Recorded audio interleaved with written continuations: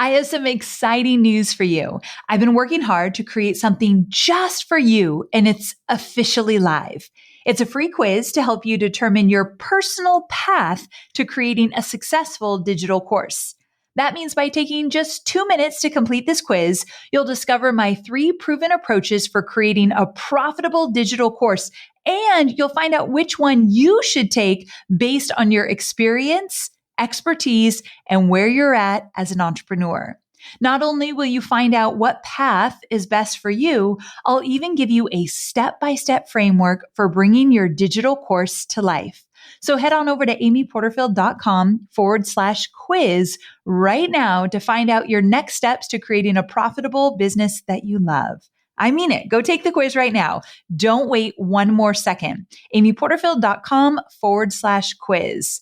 Your future business and digital course is waiting for you to take this first step. I cannot wait to see what you create. So amyporterfield.com/quiz to get started creating your stellar and profitable digital course. All right, let's jump into today's episode.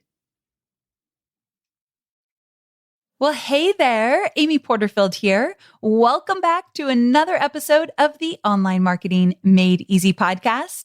Now, if you're listening right now, you're likely not a stranger to multitasking and being buried with a ton of important tasks. It can be so hard to stay focused on the right things when you're the organizer, the manager, and creator of all the things going on in your business. We're entrepreneurs after all. That's the name of the game. And these things that we're working on, they're what drives our business forward. They drive our passion. And I have so been there. Even last week, I felt kind of crazy in all the things that I was working on. So I've been at this for a while and I still feel this way from time to time. The possibilities and the opportunities seem endless. New ideas will come and all of a sudden you realize you've been working for 2 hours on a task that wasn't even on your to-do list for the day. I know it happens. So my guest today, Michael Hyatt, says this: it's almost impossible to accomplish anything significant when you're racing through an endless litany of tasks and emergencies. And yet, this is how many of us spend our days, our weeks, months, years, sometimes our entire lives. Okay, so that's not going to be us, right? But this is how Michael operated for many, many years as an executive at Thomas Nelson Publishers. He was overworked and stressed and not working to his true capacity. Can you relate? It seems like there are just never enough hours in the day. And when we're operating in this mode of endless hours and tasks that just pile up on each other, it's a recipe for burnout for sure. So that's why I love talking about this topic, because I don't want to get to burnout in my own business and I don't want you to get to burnout either. And if you're already there, let's bring you back. And I think this episode is going to help you do so. What I love about Michael's story is that years ago, he woke up from the crazy work schedule and unrealistic expectations of his life that just weren't sustainable and decided to change things. And when Michael Hyatt decides to figure out a better way, this man does not mess around. I have known him for years and years, and he is a go-getter. So the good news for us is that thanks to the work he does now, as a best-selling author, a leadership and productivity expert, we get to learn from him and from his mistakes. So if you've not been introduced to Michael, you'll see he's a master at productivity. So before we dive into my interview with Michael, I cannot wait for you to hear every single bit of it. I wanted to give a shout out to Ashley B67, who left the sweetest review in iTunes. She said, I love Amy's podcast. Her teaching style is easy to process, understand, and remember. The episodes are practical and useful, and for a busy entrepreneur running 2 businesses, these 2 characteristics are a must for anything I do. Time and time again, Amy over-delivers with the podcast content and the freebie opt-ins. It took me a month to binge on the back 200 episodes, and now I can't wait for each new episode to drop on Thursdays. Thank you, Amy. Ashley, come on. That is just the nicest review. And I live for when people think that my episodes are practical and useful and they use them like mini lessons. So thank you, Ashley, so much. You just made my day. All right, guys. So I won't make you wait any longer. You all know that I'm absolutely a huge fan of Michael Hyatt. So let's bring him on. Michael Hyatt, welcome back to the show. Thanks, Amy. I appreciate you having me on again. Oh my gosh, I'm so glad you're here. Now, there are two reasons why I'm thrilled that you're here today. Number one, because I adore you. And you already know this. You are a dear friend. And also, I know that I would be the oldest daughter, but you know I secretly want to be daughter number 6. Like really we bad. have the adoption papers in process. I was going to wait and surprise you with that, but I just want you to know we're working on it. Okay, that pretty much just made my whole year. So perfect. I'll be moving in soon. So make some room. Awesome. So thank you for that because I love your family, love everybody in your family. And Thank you. also another reason why I'm absolutely thrilled is that you have always been such a mentor in my business since the day I met you. And thank you. Of course. And one of the things that I love about you is that you are such a clear communicator.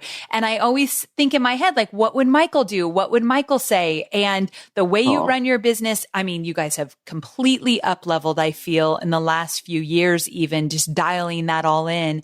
I'm just always looking to see what you all are working on and what you're doing. And so when I heard you had a new book coming out and it was about productivity, I thought, oh, we've got to get him back on the show. We need to talk all about it. So your new book is called Free to Focus, a total productivity system to achieve more by doing less. So thank you for being on the show. And I cannot wait to get into all the details.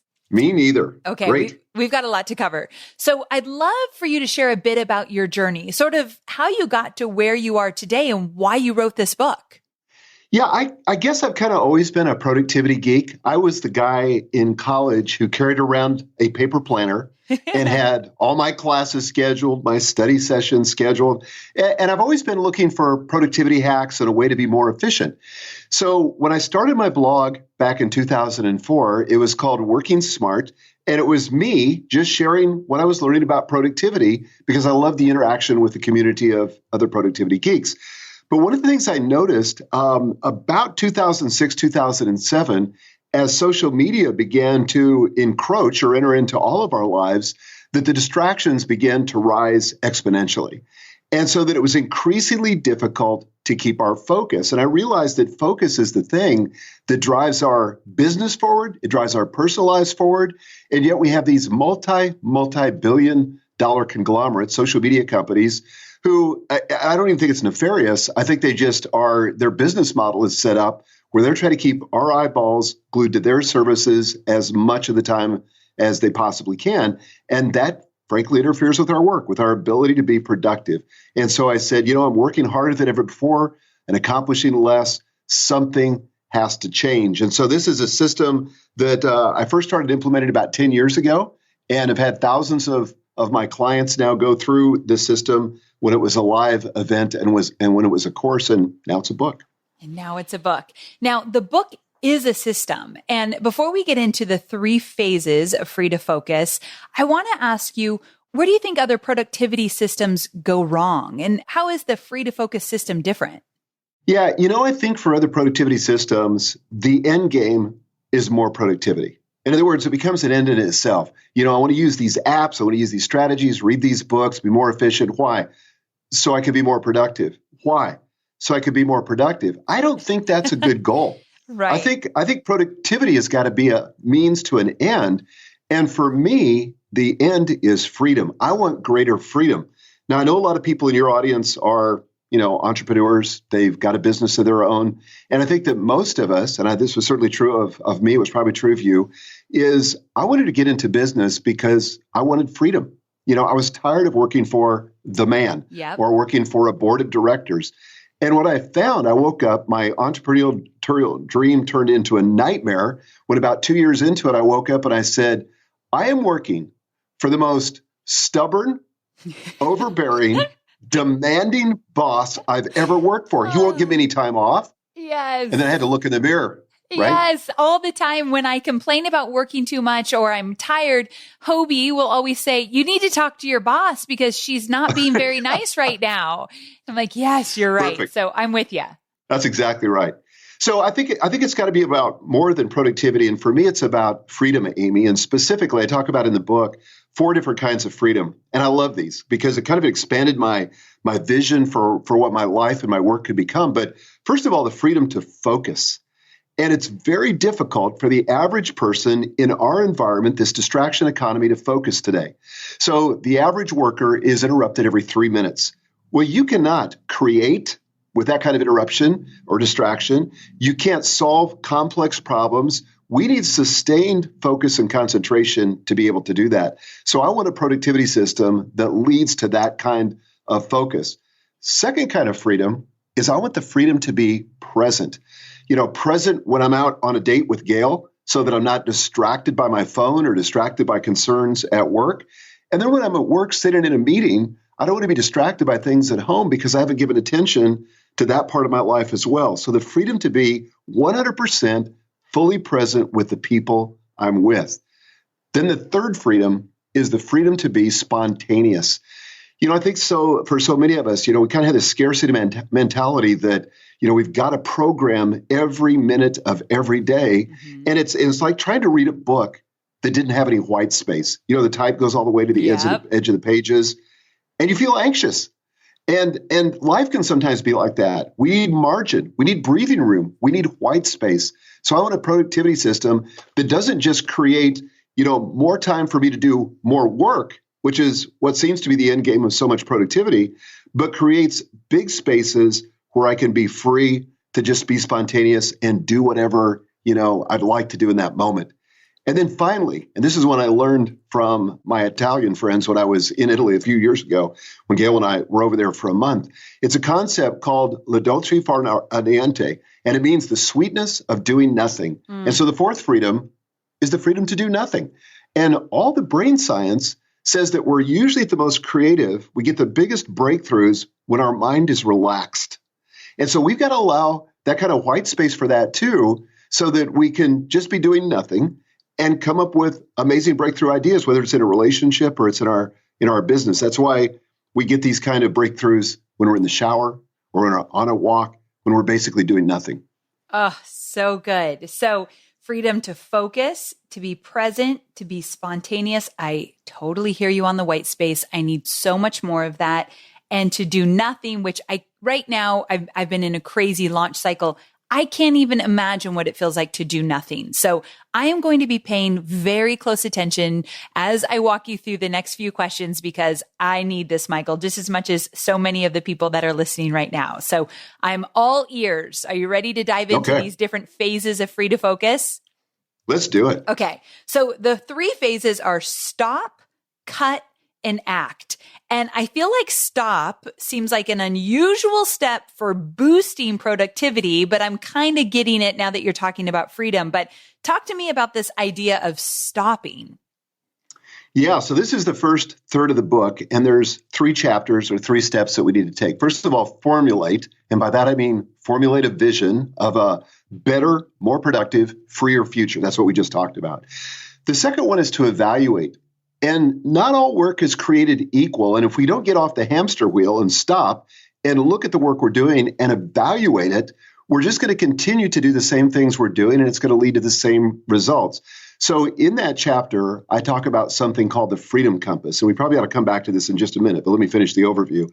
And then in the third chapter in that section, I talk about rejuvenate. So formulate, evaluate, rejuvenate. And the reason rejuvenation is important is if we don't give attention to self-care, if we don't do simple things like getting enough rest, nothing destroys our productivity more than when we're burned out, when we're tired, when we're not getting proper nutrition, when we're not doing exercise, when we're not relating to people and have good relationships. So we got to make sure all that basic stuff is laid kind of as the foundation if we're going to bring to our work and to our lives our most productive self. So I get into really some fun stuff there, like some ideas that will be new to entrepreneurs, like taking time off, taking vacations, taking sabbaticals, getting adequate rest, taking care of your nutrition and all the rest. So that's kind of the overview of the stop, section of the book. Gotcha. Okay. So with that, in the book, you say the first action on the path to becoming free to focus is to get clear on your objective. You said productivity is not about getting more things done. It's about getting the right things done. So with that, my question is, and so many of my students will ask me this, how do we get really clear on our objectives, the things that we want to work on and the things that we don't want to work on, so that we know that we're working on the right things? Yeah. So, we can approach this from a lot of different angles. In my previous book, Your Best Year Ever, I talked about, setting the right goals.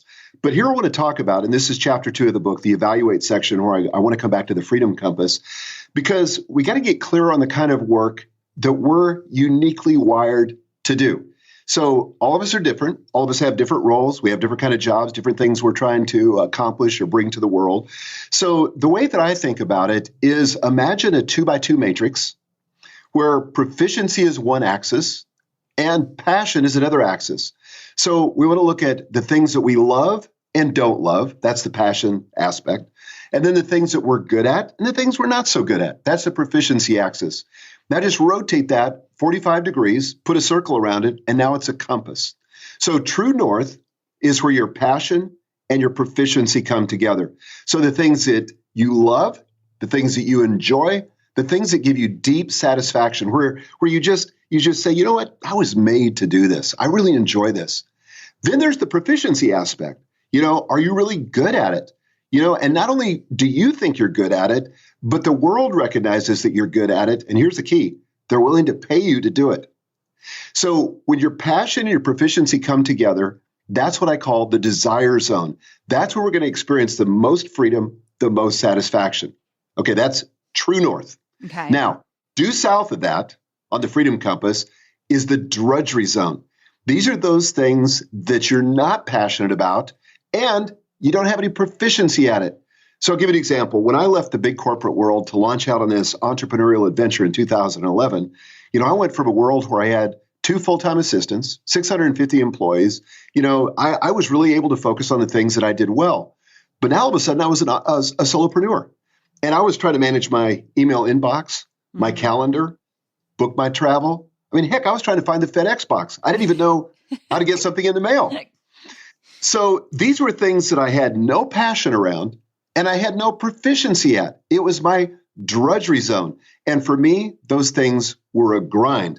Now, the cool thing is that the way that the world's created, things that are in your drudgery zone are in somebody else's desire zone. So my assistant, Jim, all those things that I just said were in my drudgery zone are in his desire zone. He loves managing my inbox. He loves booking travel and creating these event briefs so that when I go someplace, I've got everything I need. Nice. That stuff is a grind for me. Now, there's 2 other zones, and I won't get into these in depth, but just so you have the full map. East on the freedom compass is what we call the disinterest zone. Now, these are things that you're really good at, but you don't have much passion around it.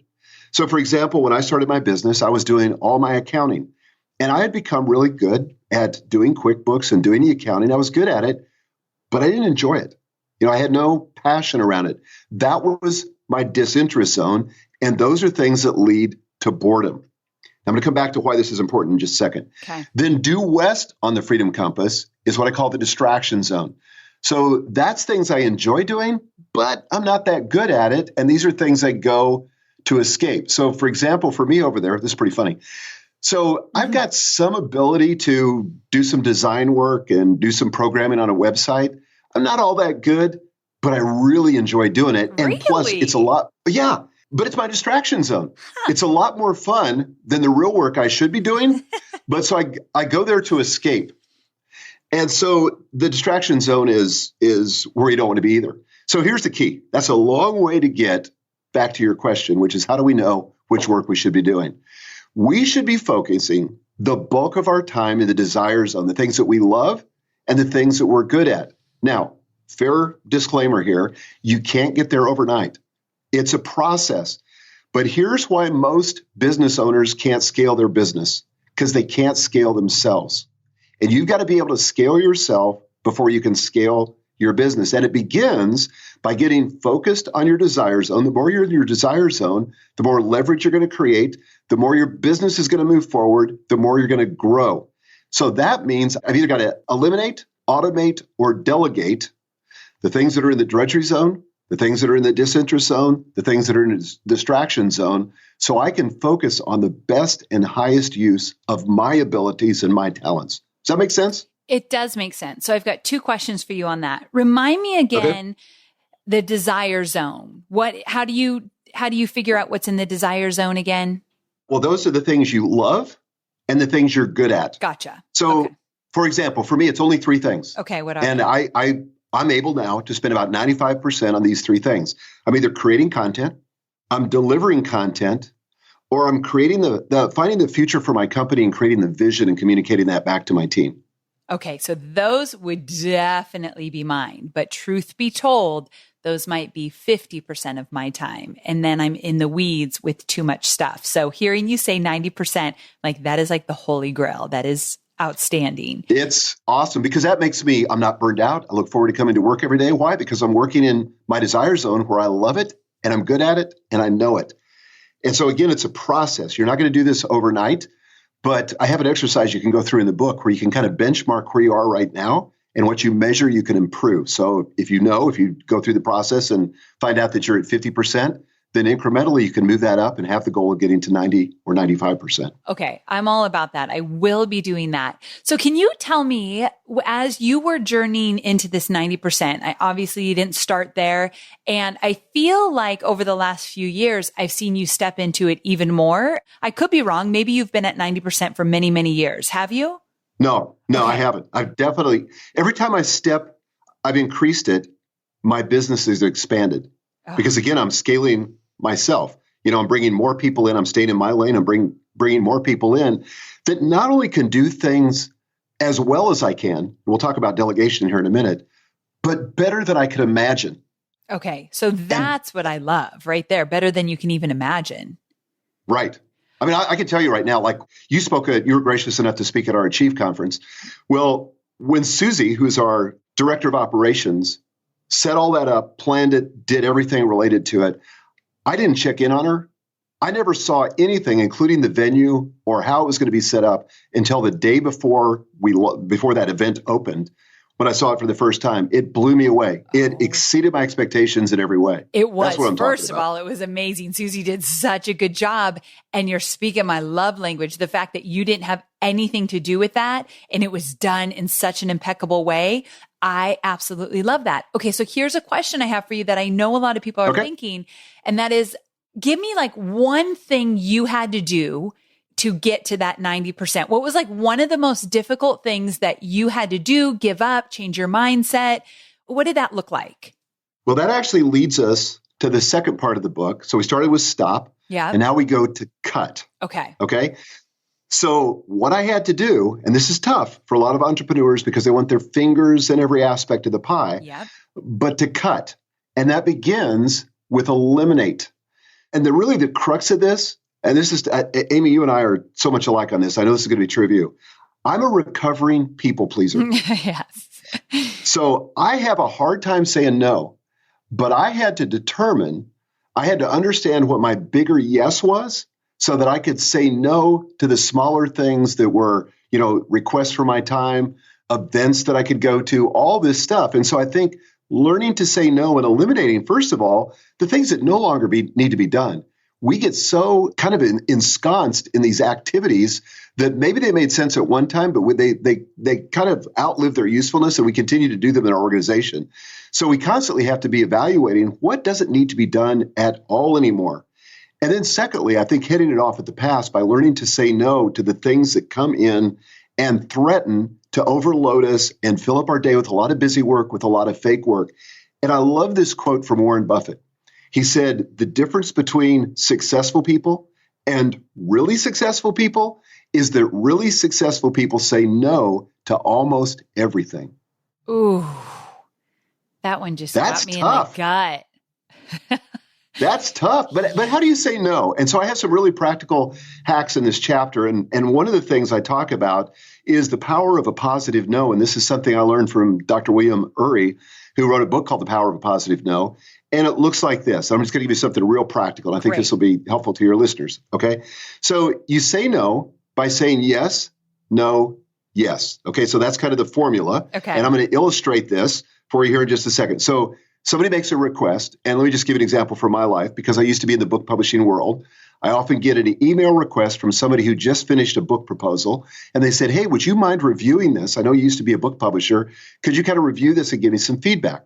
Well, I don't have time to do that anymore. I never say yes to that, but I also don't want to hurt people's feelings, right? So in the past, I would have said, yeah, I'll try to make time for this. And then I would just, beat myself up for saying yes. So instead of that, first of all, I'll affirm them. That's how I start off the email. I affirm them, and I affirm my bigger yes. Okay. So I'm going to give you the illustration here in a second how I do it. The second thing is I want to give a clear, unambiguous no with no weasel room. And then the third thing I want to do is I want to send them off also with a yes, with something that's positive, wish them well, whatever. So here's how it might look in that book proposal request example. I would say to somebody, hey, first of all, congratulations. You have done something that 98% of all aspiring authors will never do, and that's you finished a book proposal. That's the most important, significant first step you could make. Way to go. So that's the yes. Got it. Now here comes the no. The no is, unfortunately, due to my other commitments, and the wording of this is really important. Unfortunately, due to my other commitments, I'm afraid I'll have to decline. So now what I've said is that in order to be a person of integrity, and who can't respect this, in order to be faithful to my other commitments that I've made, I'm going to have to say no to you.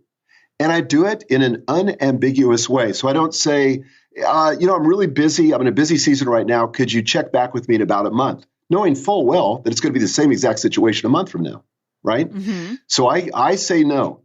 Then what I say is a positive at the end, like, all the best for getting your book published. I can't wait to see what happens for you. I'll look forward to picking up a copy when it comes out. Something that leaves it with a positive taste in their mouth. Now, I can't tell you how many people have written me back after I've written something like that.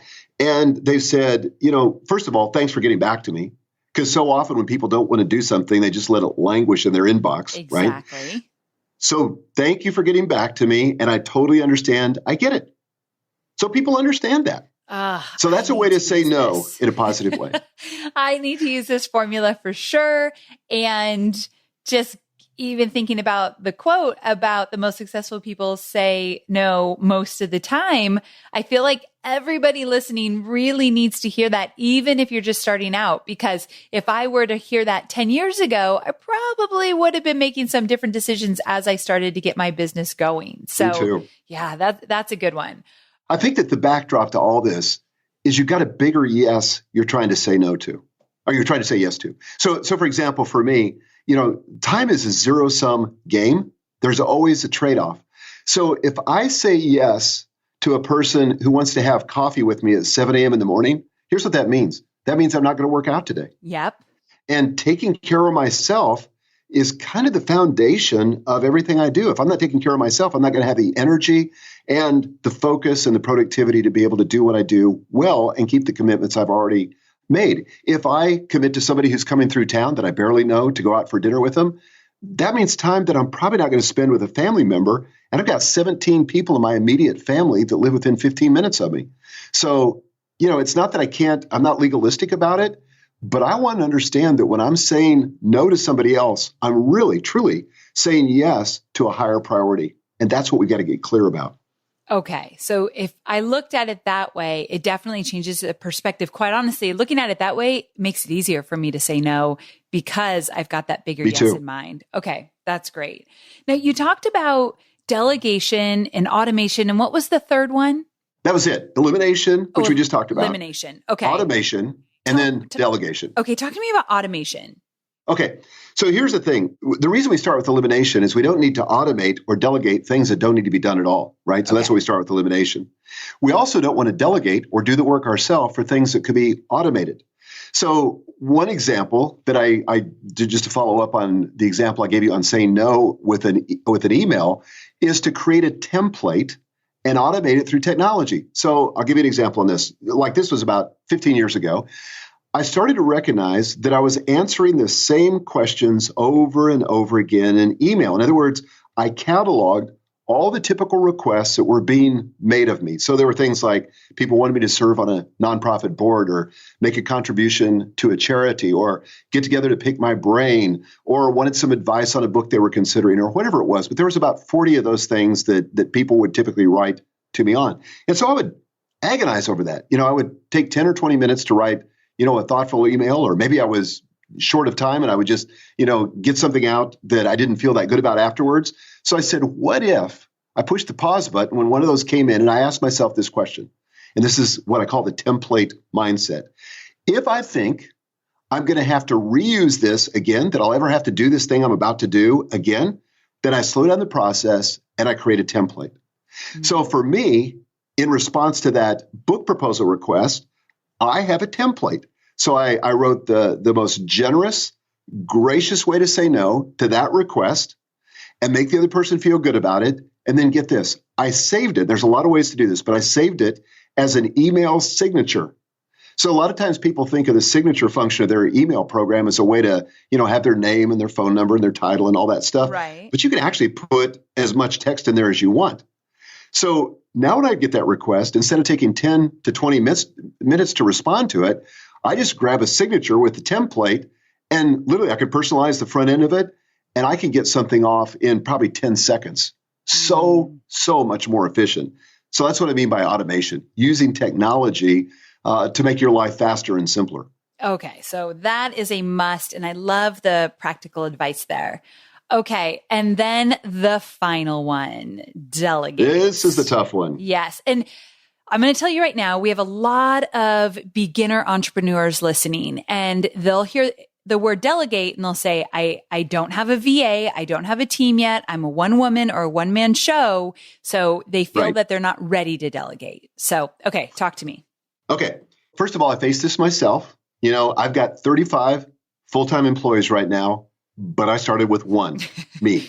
Yes. Okay. And so that was back in 2011, and I was facing all the same stuff that every other solopreneur faces. So I was trying to do it all. I felt like I was, a juggler with too many balls in the air, and I was dropping a lot of balls. And I also wasn't making the progress that I wanted to see in my business. And so eventually I hired a part-time virtual assistant for 5 hours a week. Okay.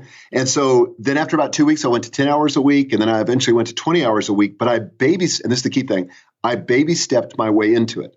Now, what I found, Amy, is that entrepreneurs, business owners, tend to have 3 sentences rattling around in their head about delegation. And here's what it sounds like. First sentence goes like this. If I want it done right, I have to do it what? Myself. I'm guilty of it. Myself. I'm super guilty of this. And every entrepreneur is.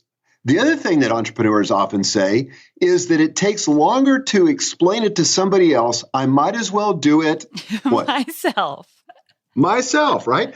Or I can't afford to do it right now. I guess I'm going to have to do it what? Myself. The problem is, as long as you're at the center of your business like that, your business will never grow beyond your capability, and more importantly, your time, your 168 hours a week. Now, I want to just bust each of those myths quickly. Okay. First of all, the idea that it takes longer to explain to somebody how to do it than just do it yourself. First of all, that's true. Okay. It takes longer the first time you explain how to do it, but after you've made the investment in the training, then it's completely off your plate. You can go on to those things in your desire zone that we talked about earlier. People say, well, if I want it done right, I have to do it myself. Well, that's true, unless you've got a hiring process and a delegation process, which I get into in that chapter in Free to Focus. Like I talk about the 5 levels of delegation, the delegation hierarchy, and basically how to foolproof your delegation so that you end up with a result that is not only better than you could do, but better than you could imagine. And then that final one, the idea that you can't afford to do it, again, I'm not asking anybody to go hire a person full time. If you go to a virtual assistant solution company like Belay, I know you've recently met those folks. We've used them for years. Yeah. Travinia has her company also, but anybody that has a virtual assistant company, those are amazing solutions because you can get in small and you can grow. And here's what I discovered. I discovered when I did this, every time I made an investment in somebody else, my business grew. And here's why. This is very practical. I had a client by the name of Greg, who is one of my coaching clients. And Greg said, kind of like me, he said, I'm doing web development, which I really have no business doing because I'm not that good at it, first of all. And there's other things I should be doing.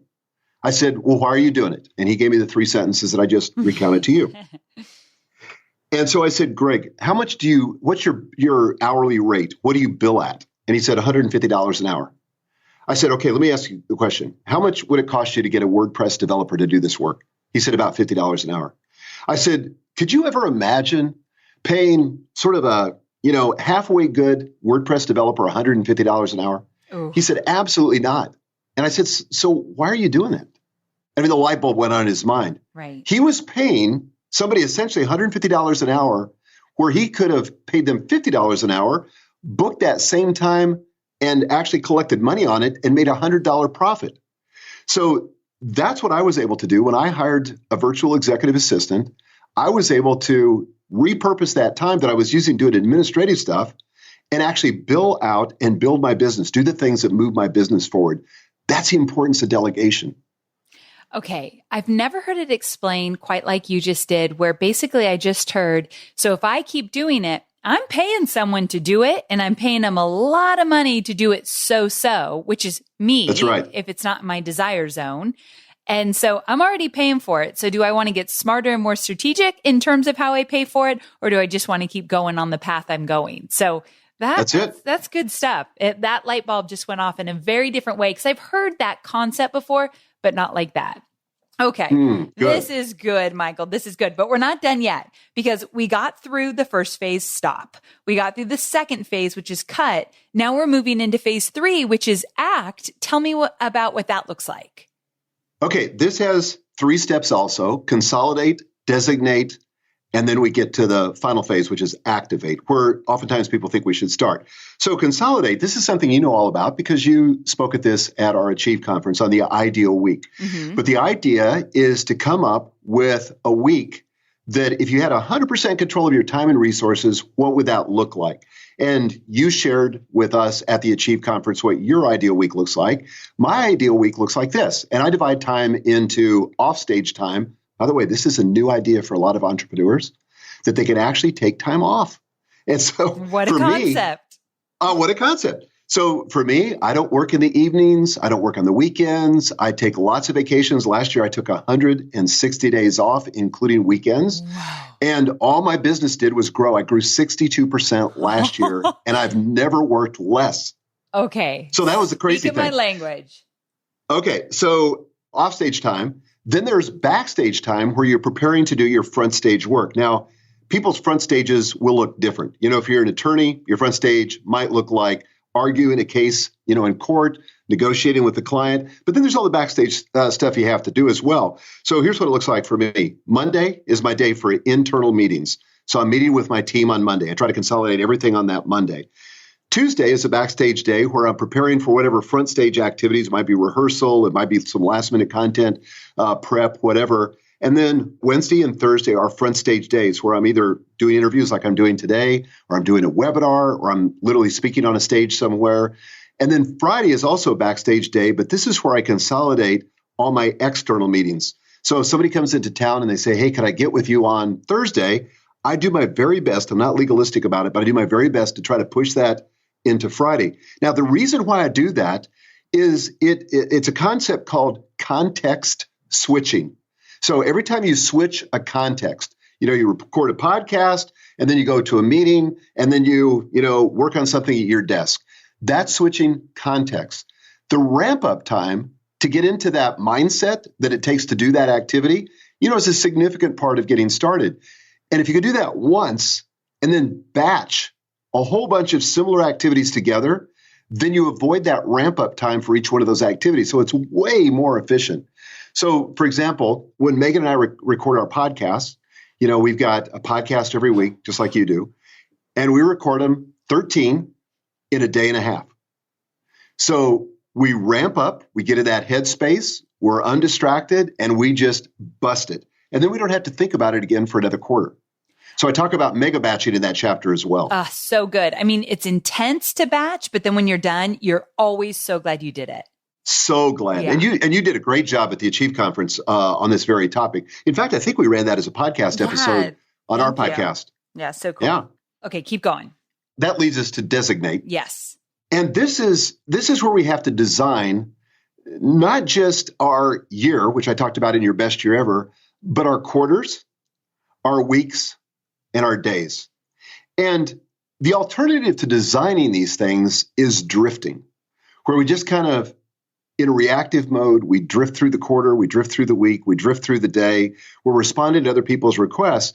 And unfortunately, if we don't have a plan, that's what's going to happen. We're going to be fulfilling other people's agendas instead of pursuing the things that we've been called or inspired to do. So I've got several things in that, but I encourage people to identify 3 goals for the quarter. And this comes out of your best year ever, but 3 goals for the quarter. Most people can't do more than that.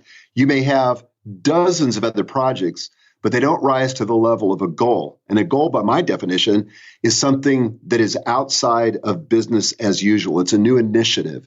It's something that represents, new territory, something you're going to conquer that's outside the whirlwind of what it takes to maintain your business. So 3 goals per quarter, then 3 priorities for the week.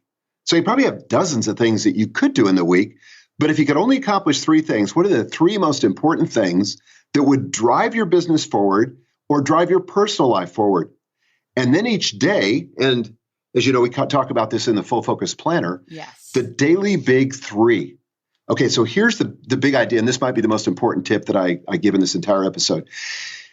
If you can take your to-do list and identify the 3 highest leverage tasks that you could do today, your must-dos, it will change everything about how you feel about your day.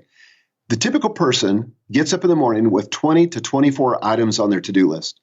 They immediately feel overwhelmed because they have this sinking feeling. They know in their heart that there's no chance they're going to get all those things done.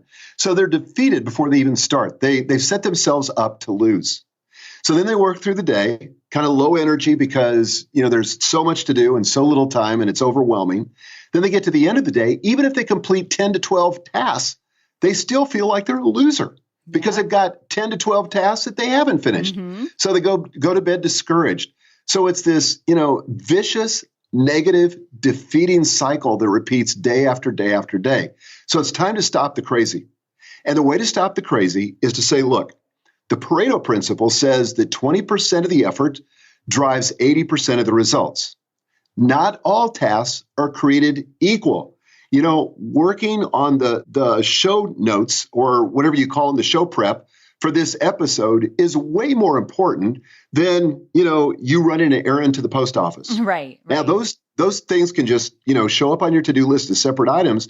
But so what I'm saying is pick the 3 that are the most important, the ones that are related, first of all, to your weekly priorities, those 3 weekly priorities, and then your 3 goals. And I encourage people to review that every morning. I do it in my Full Focus Planner because I have those in the planner, and I review them. It takes me about 60 seconds, and I want to pick out 3 activities for that day that either are related to my goals or my priorities or a really important project.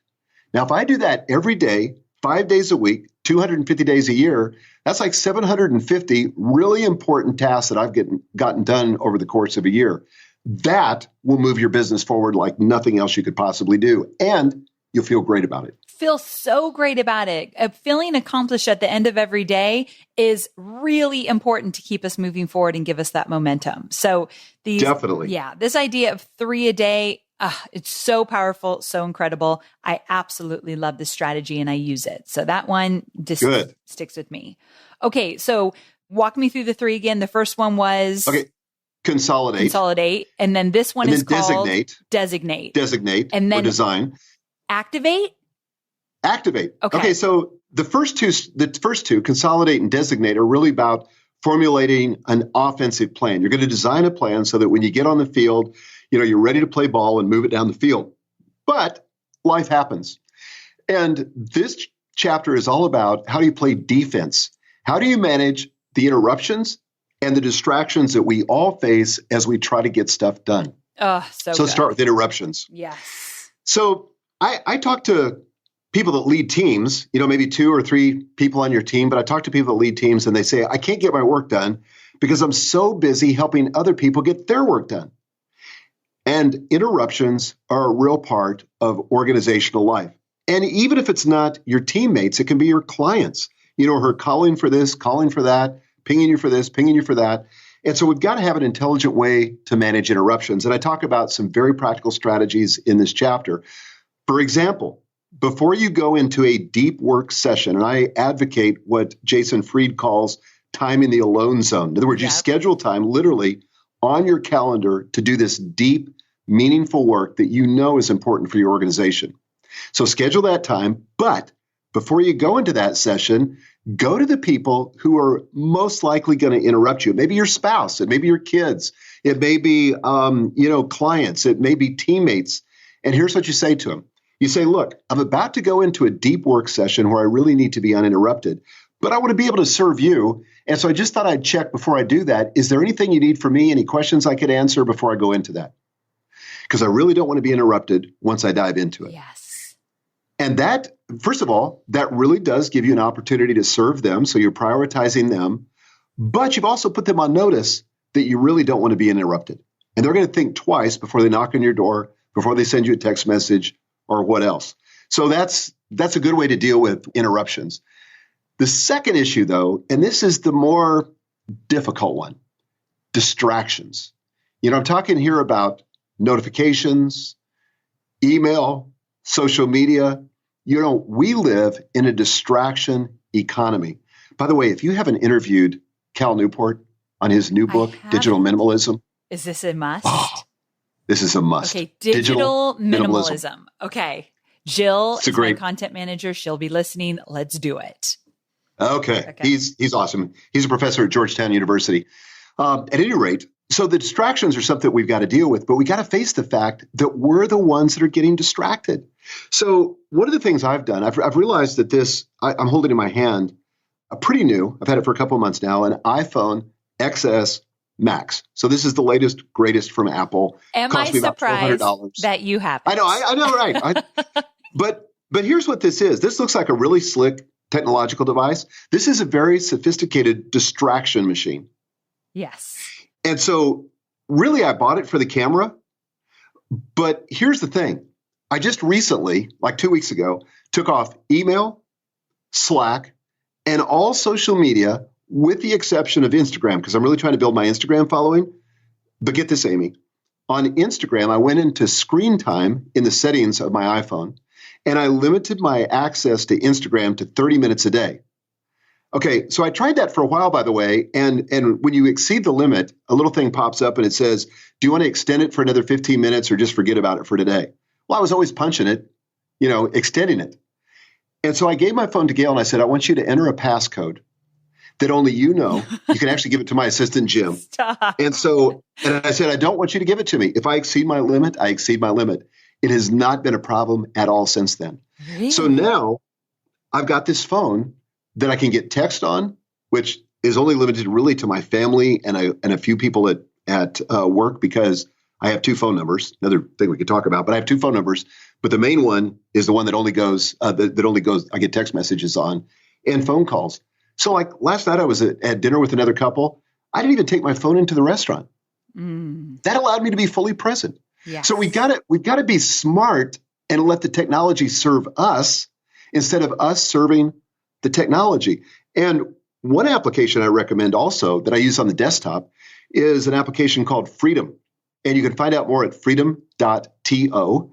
And it's a really cool application that allows you to selectively block the applications that you don't need access to and the websites that you don't need access to when you're trying to do that really focused work. And you can set up a session for as long as you want. Maybe you're going to do it for an hour. You're just going to stay focused for an hour. Okay. You're not going to check social media and all that. And the only way to defeat it, like if you just really have an itch and you want to go check social media, the only way you can get to it is to reboot your computer.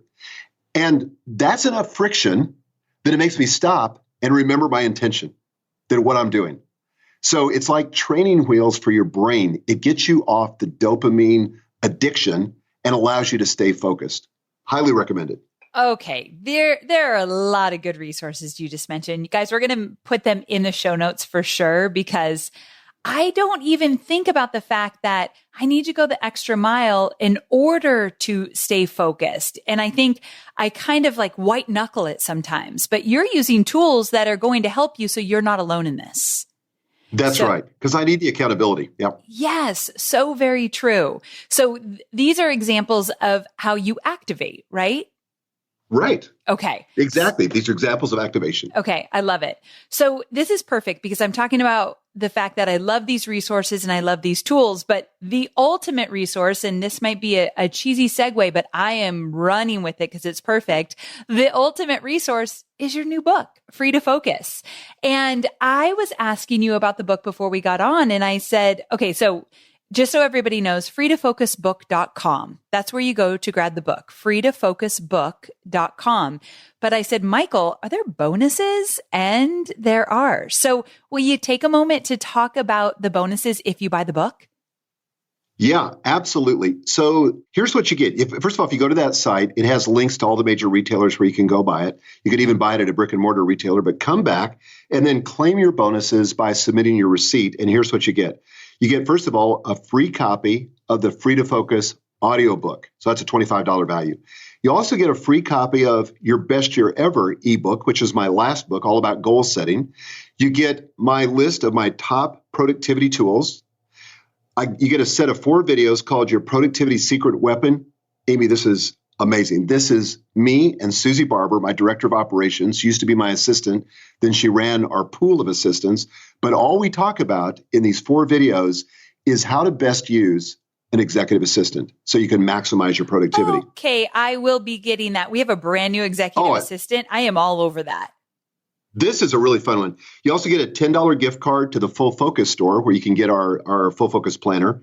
You get the email domination system, which is a set of screencasts that I did on how I manage my email, and then a set of 50 time-saving email templates. So altogether about $500 worth of free bonuses, and all you have to do is buy the book.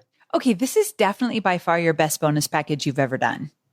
I think so too. I'm really excited about it. This is good. Okay. I am most excited about the VA trainings, and Susie is just so smart. So the fact that you worked with her on that, I'm really excited about it. Well, Michael, this has been fantastic. I think that everybody in my audience is going to grab the book because this is the stuff we talk about and what we struggle with the most. And we all know that as you rise in your entrepreneurship, 80% is that psychology and 20% is the mechanics. And I feel like this book focuses on so much of the psychology, but you actually weave in some of the mechanics as well. Yeah, I do. And you're exactly right. The mindset, the philosophy, all that is so important. And so many productivity books just get straight to the hacks and the strategies and all that. And all that does is make you run faster on the hamster wheel. We got to ask the question, why are we on the hamster wheel to begin with? And where are we going? Exactly. That's a perfect place to end. Why are we on the hamster wheel? Where are we going? Let's make sure that we're not just doing productivity to be more productive, So I love this idea of the 4 ways that you can really celebrate and enjoy your freedom. So thank you, Michael, for being on the show. I absolutely love having you here, and I can't wait to have you back. Thank you, Amy. Great to be with you. So there you have it. I hope you loved this conversation with Michael as much as I did. I feel like the guy always brings the fire. I mean, that was good.